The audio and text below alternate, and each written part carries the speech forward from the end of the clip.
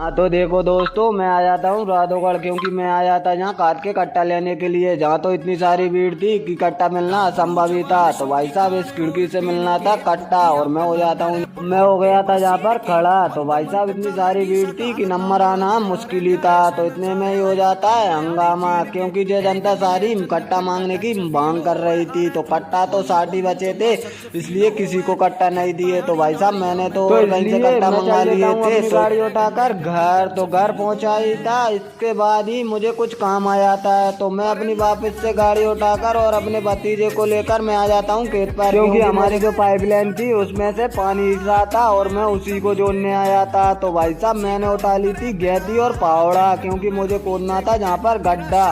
तो मैंने खोद लिया था। इसके बाद मुझे तो कुछ समझ में ही नहीं आ रहा था पानी कहाँ से हिट रहा है। मैं तो देख देख कर परेशान हो गया था। और इसके बाद भाई साहब मुझे तो कुछ समझ में नहीं आया।